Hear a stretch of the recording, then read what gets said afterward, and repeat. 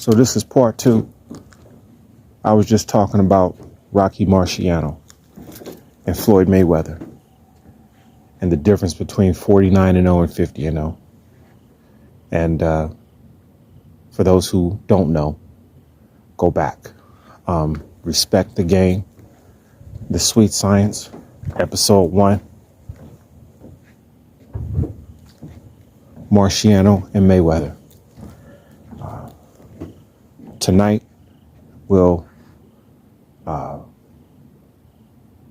Tonight is going to be about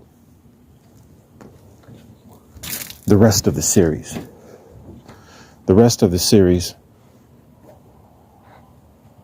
which was a 3-part series. The first part being Marciano Mayweather. Part 2 being where, now that his career is over, where should we put him amongst the all-time great fighters? That's a question. That's a valid question, because Mayweather had a career where he capitalized financially. He also capitalized on bringing popularity to the sport up to a degree. He was also a fierce competitor. He was a showman. He was a great defensive fighter. He won championships from junior lightweight all the way up to junior middleweight. At one point, he even simultaneously held the welterweight and junior middleweight championships. His accolades are impeccable. There is nothing bad on his record when you're just reading it on BoxRec. He's 50-0. So you have to give a legend what a legend is due. So this is an objective boxing conversation that needs to be had, I think, which is entertainment, because none of this shit really matters as far as real life is concerned. But for us boxing junkies, we love to sit and debate and argue over and talk shit about our beloved favorite fighters. And depending on what your age is, it could be anywhere from your favorite all-time fighter, especially if you're black. It can go from Joe Louis all the way up to Sugar Ray Leonard. Or you can even go up to Floyd Mayweather, depending on your age. So, because that's such a diverse range of ages and generations and cultures, like you got hip hop, and then you got how black folks came up during the civil rights movement, and then you got the Jim Crow, then you got what they call Generation X, which is what I presumably am in.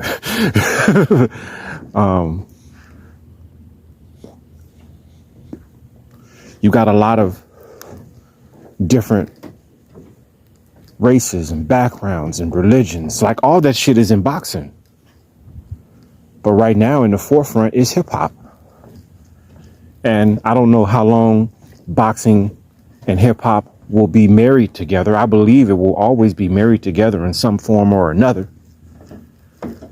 But because hip hop is the most dominant thing on this planet right now, and boxing is the ultimate one-on-one competition, it's only right that, being that hip hop is rooted in the battle, that boxing can also intertwine, because we got the same philosophy. MCs hit you in the head with lyrics. Boxers hit you in the face with real fists. But sometimes the lyrics feel as hard as fists. You understand? So where do we put Mayweather? There was this guy who was the welterweight champion,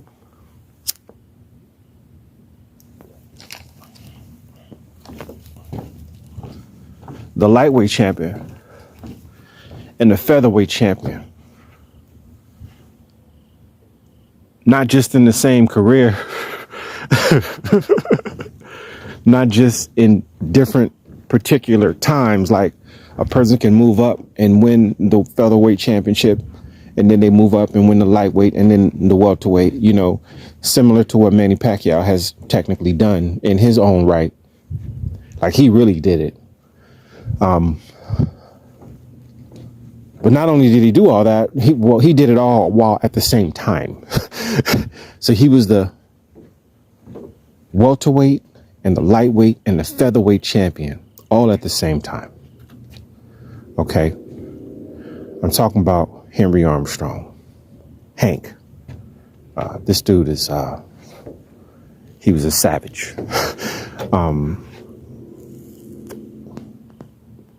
He was the guy that Sugar Ray Robinson wanted to be like. So you imagine how cold this motherfucker was. And I look, man, I cannot get into what his exact record is, but I think whatever the 50 wins from Floyd Mayweather, I think as far as fights was concerned, he possibly doubled that. Well, not even doubled that. I think he had close to 200 fights. So I'm just putting that into perspective. Maybe even more than 200.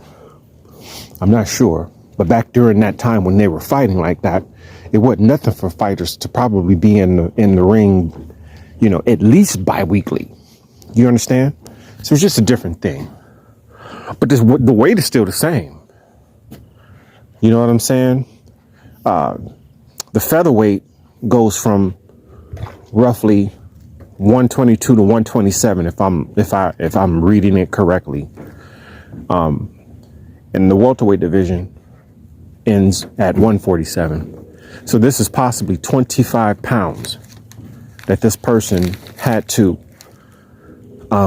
deal with. And you have to understand, when you're talking boxing, there are two types of fighters.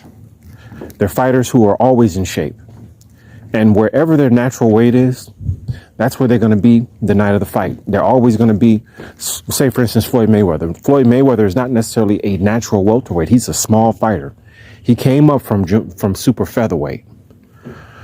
But for the most part, while he was fighting and active, it wasn't nothing for him to be somewhere around the 148 to 155 on a daily basis. So it wasn't nothing when it came down to fight night for him, or for the weigh-in. He can just weigh in 146, and then 18 hours later when he's walking in the ring, he can weigh in and he will probably be, 146, or 147, maybe not very much more outside of that, especially when he got into his prime, when he was a welterweight and he was out there fishing for big money. You understand?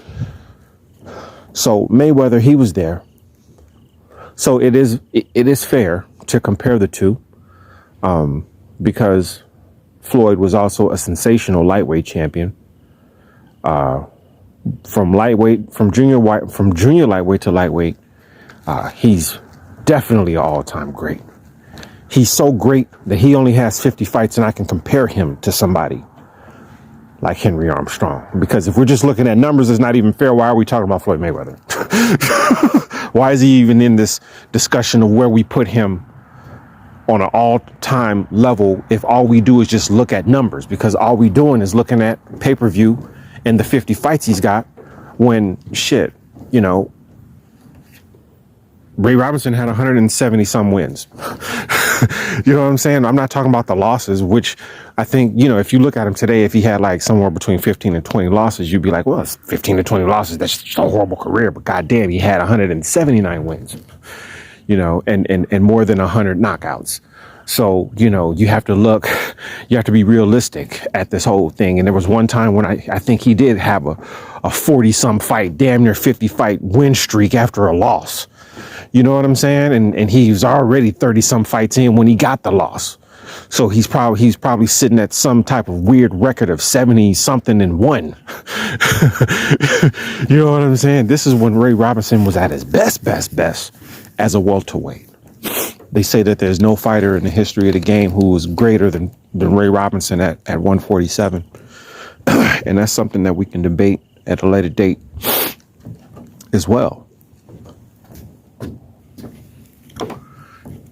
Henry Armstrong was a pressure fighter, but he had a lot of different skills.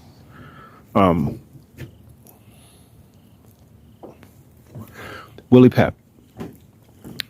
This guy was a magician in the ring. He had a fight where he won a whole round without a guy landing one punch on him. Willie Pep was a magician.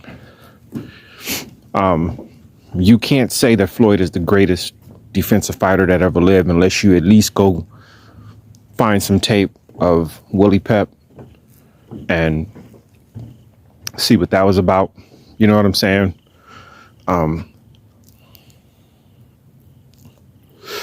And I mentioned Ray Robinson a couple of times, but he would be the third one. Like, we would be comparing Floyd Mayweather to guys who literally had hundreds of fights. And we're and on the pound for pound all-time great list. People that the true boxing historians, those three names, Willie Pep, Henry Armstrong, Ray Robinson, a true boxing historian would never leave those three names off of an all-time pound for pound list.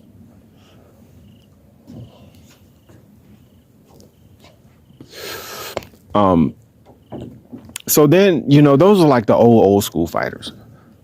And there was a lot of great fighters of that time as well. Like the Jake LaMotta's of the world, the Tony Zells. These were middleweights, right? But a lot of these guys were only middleweight. They were in the middleweight division, but they were too big for the welterweight. So some of them could have possibly fought somewhere between anywhere from 150 up to 160. I think Ray Robinson won a middleweight championship around 150 pounds, 152 pounds, somewhere in there. I got to go back and look at that. So, you know, we talking about rating him on an all-time pound for pound curve here. So I said Tony Zell and also said Jake LaMotta because I think those guys could have came down to 154 to compete. Now, I'm not rating, you know, Floyd Mayweather in an unfair way. I'm rating him on a pound for pound. So anything under 175 pounds can get it. I don't even want to put a cruiserweight in there unless you're Evander Holyfield, because Evander Holyfield was great as a cruiserweight. And then he went up and had a very, very, very good career at heavyweight. Something hard to do. You get it?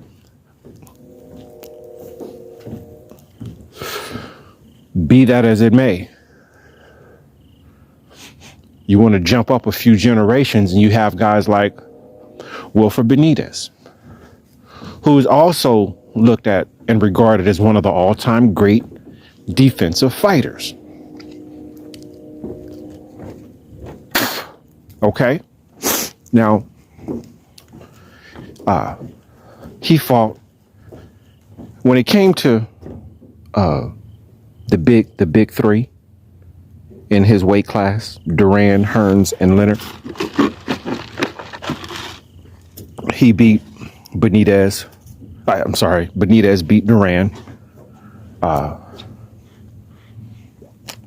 Although he beat Tommy Hearns, or although Tommy Hearns beat him, he gave Tommy Hearns a really tough fight.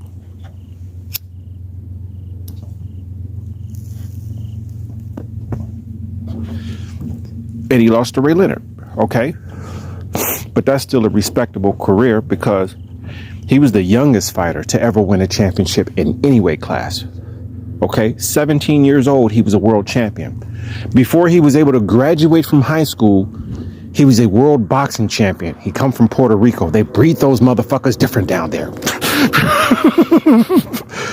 Case in point, Tito. I'll get to him in a little bit, but I just want to stick to eras right now because we got to see where Floyd is. So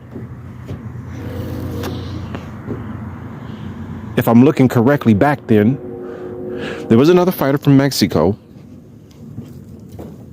featherweight champion of the world.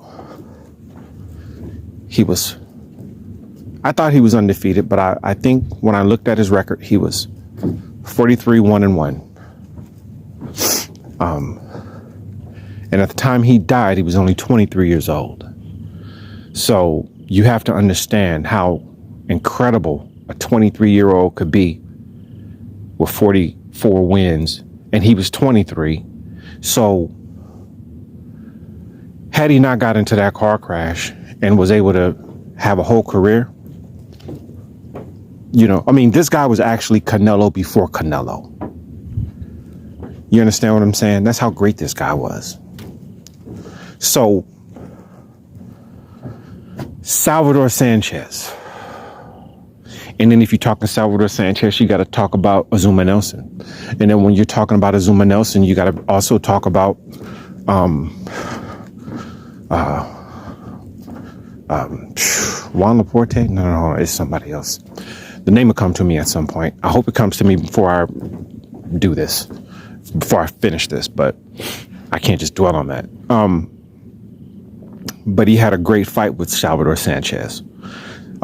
These are 15 round fighters, by the way. Like, they didn't do the 12 round shit until later. But all these guys, even if they fought on a bi-monthly or bi-weekly basis, if they were the champions of the world in certain eras, they fought either bi-weekly or once a month or something like that. Some crazy fucking shit. This is how they amass all the fights that they had. But they were all scheduled 15 rounds. You understand? It was different, And then in that same era, Sugar Ray Leonard was in that era. Tommy Hearns was in that era. Duran was in that era. Duran, they say, is the greatest lightweight that ever lived. He fought Ray Leonard. He had a record already of 70-1. I think it was some crazy number. 70-1 against Sugar Ray Leonard, their first fight. Or 69-1-1, something. He only had one loss, and it was a whole lot of fucking wins, and that's all you need to know. And then Hearns. Talk about Hearns. And then Aaron Pryor, Alexis Arguello. Like, I'm talking heavy hitters. Am I at 10 fighters already? No, I'm thinking that, I believe Floyd could beat some of those guys. But the thing is, like, I'm trying to get an objective conversation that has nothing to do with whether I like them or not. You understand? Because a lot of people are in their feelings when it comes to subjects like this, because number one, they're young boxing fans who don't know necessarily a lot about the sport, but they just know a hell of a lot about Floyd Mayweather. And they're not really channeled in to go learn about Leonard and Ray Robinson and Henry Armstrong. They're not zoned in on boxing like that. They're just zoned in on him. So when a dude like me comes up and say, yo, man, I get that he's undefeated, but I know there's fighters out here who has 3 times his fights, the number, you know what I'm saying? Maybe even 4,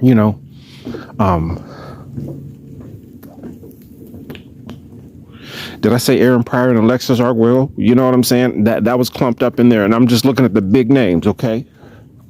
And then you go up to one, the era right after them. And hold on, I didn't even think about Donald Curry, but Donald Curry was in Ray Leonard's era and was a dominant welterweight champion. He was, I wouldn't say dominant. He was great for as long as he had the title. And he was great. And I'm not picking Floyd over him. And that might sound crazy, but I'm just not.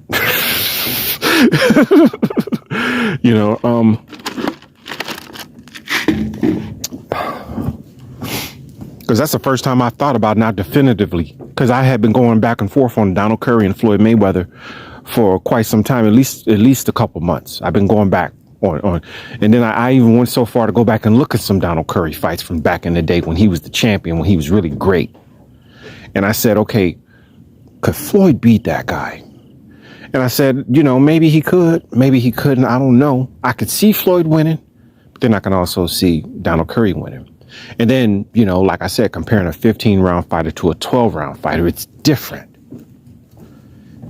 And Curry done been 15.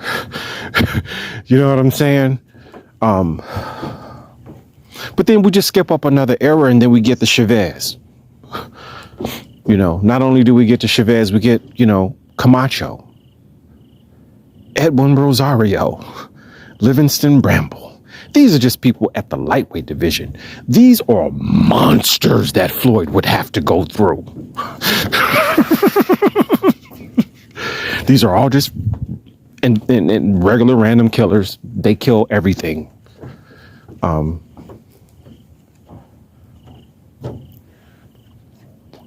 then you got Pernell Whitaker, Melvin Taylor.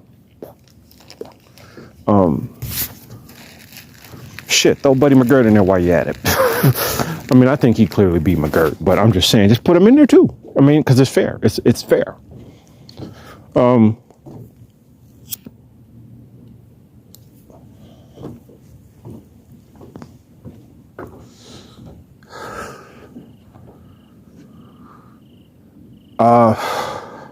Terry Norris at 154. Is Floyd Mayweather really going to beat Terry Norris? Okay. And I know this is really unfair, but I think once upon a time, Joe McClellan was at 154 too. I'm not 100% certain on that. But if he wasn't, I know Julian Jackson was.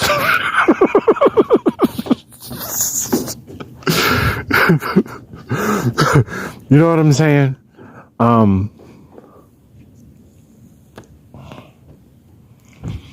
Shit. Like Floyd is in deep, man. My list is deep. Where are we going to put him? Okay. And then you go up, shit. You want to go a little bit further down the pike, which will start to blend into his era,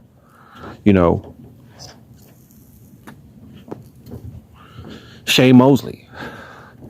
You know what I'm saying? De La Hoya in Trinidad. You know what I mean? Is Floyd really going to beat Trinidad? Can he keep Trinidad off of him for 12 rounds? Think about that question. Think about a prime 147 pound. Now, don't worry about what he did at middleweight and junior middleweight.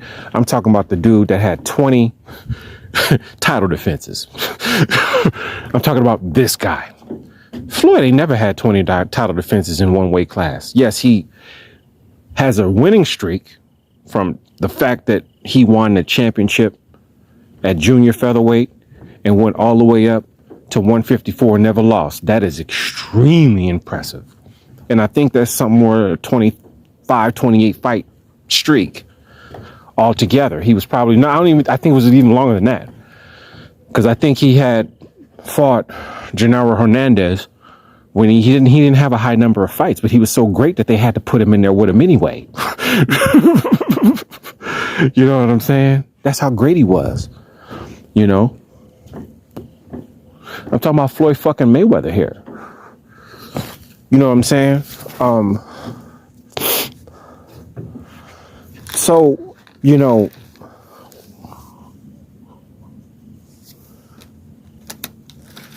and I'm not going to compare him with people in his own era because he beat all those people. Now, if you want to look at Paul Williams, you want to look at Margarito, if you want to look at Kermit Cintron, those are real tough fights for Floyd Mayweather. But I think, with the exception of Paul Williams, I think he could beat Margarito and Paul Williams because he's just Margarito and who's the other guy I just said? See, that's what the weed do. But I'm enjoying myself. You enjoying myself? Are you guys feeling what I'm saying?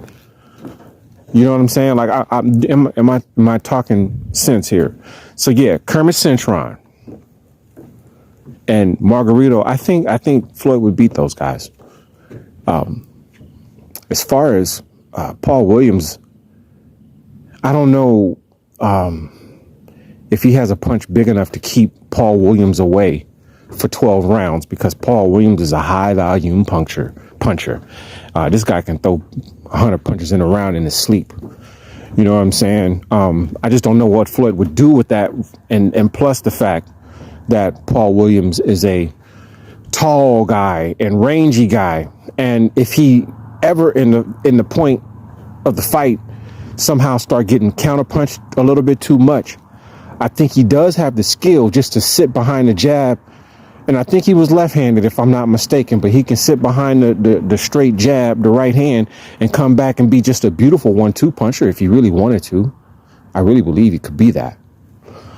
But that's just another tough out for Floyd. So, personally,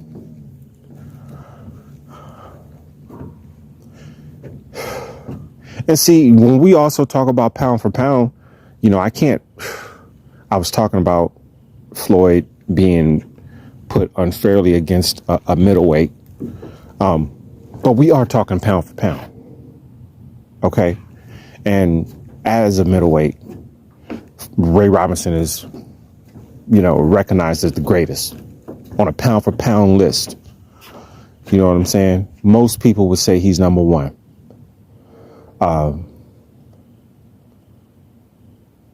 And then you just have to look at the fact that it's a pound for pound list. So it's not just about the fighters who they may have fought in within their weights, but you can still take their skills and compare them to fighters that they may be bigger than or smaller than. So you have to put Roy Jones in there. You know what I'm saying? You even have to put Marvin Hagler in there. You do. It's unfair. It is unfair. But he don't want to say he TBE. So we have to do it fairly. And I get that, you know, that's a moniker that he created. In my heart of hearts, if I had a conversation and there was no cameras or nothing and me and him were just talking boxing, I don't believe he would tell me that he would be better than Ray Robinson. You know, I think he would be more along the lines of, I know in my heart how I feel, but I use that type of thing for the fans to debate.